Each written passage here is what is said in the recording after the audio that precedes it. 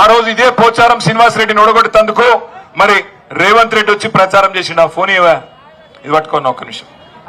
ఆ రోజు ఏమేం మాట్లాడిండంటే ఇగో ఇక్కడనే ఇదే జాగర ఇగో రేవంత్ రెడ్డి ఏం చెప్పిండో పోచారం శ్రీనివాస్ రెడ్డి గురించి మీకు నేను వినిపిస్తా. अरे आप लोग खामोश बैठे तो सुनाए.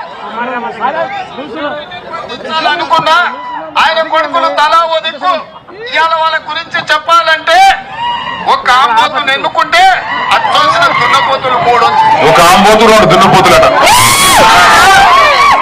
ఊర్లలో మైసమ్మకు దున్నపోతులను నిడిచిపెడతారు. అవి ఎక్కడ పడితే అక్కడ దొంగ సైన్యాల వాడి బాన్సువాడలో మైసమ్మకి ఇచ్చిన దున్నపోతులాక ఊరు మీద వాడి మేస్తున్నారు. కొంచెమైనా సిగ్గుచేరం ఉందా అని నేను అడుగుతున్నా. ఇవాళ పోచారం శ్రీనివాసరెడ్డి గారు, నేను శాసనసభకు స్పీకర్, 119 మంది ఎమ్మెల్యేలను నియంత్రించాల్సిన బాధ్యత మీ మీద ఉంది. దాన్ని తప్పితే దారిలో పెట్టాల్సిన బాధ్యత మీద ఉంది. 119 సంగతి దేవుడెరుగు. అచ్చోసిన ఆంబోతులాకున్న నీ ఇద్దరు కొడుకులను నియంత్రించలేవా? ఇక్కడ ఇసుక దోపిడీ మీదే, కంకర దోపిడీ మీదే.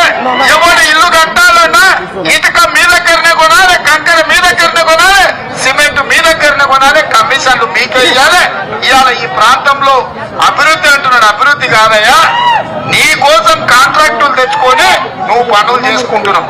రోడ్లు వేస్తే నువ్వే వేస్తే, సీసీ రోడ్లు వేస్తే నువ్వే వేస్తే, సైడ్ రైన్లు కడితే నీ కాంట్రాక్టే. ఇవాళ ఇన్ని రకాల దుర్మార్గాలకు పాల్పడుతున్న పోచారం శ్రీనివాస్ రెడ్డిని ఈ బాన్సువాడ ప్రజలు పొందబెట్టాల్సిన సమయం. పోచారం శ్రీనివాస్ రెడ్డిని పొందబెట్టాలన్నట. నేనంటలేను ఇది నేను చెప్తలేను, కేటీ రామారావు చెప్తలేడు. మీకు ఎవరు చెప్పిరా అంటే ఇలా ఎవరి సంకలన అయితే పోచారం పోయి కూర్చున్నాడో గదే రేవంత్ రెడ్డి చెప్తాడు. పోచారం శ్రీనివాస్ రెడ్డి అనే పెద్ద మనిషి ఆంబోతట, ఆయన కొడుకులు ఇద్దరు దున్నపోతులట. మైసమ్మ కాడ దున్నపోతులను కట్టేసినట్టు మరి ఇద్దరు దున్నపోతులను ఊరి మీదకి వదిలినావు. కంకరల కాంట్రాక్టు, ఇసుక దోపిడి నీదే అని ఇదే అంబేద్కర్ చౌరస్తాల రేవంత్ రెడ్డి పోచారం శ్రీనివాస్ రెడ్డిని మరి ఆ రోజు తిట్టిన బూతులు ఇవి.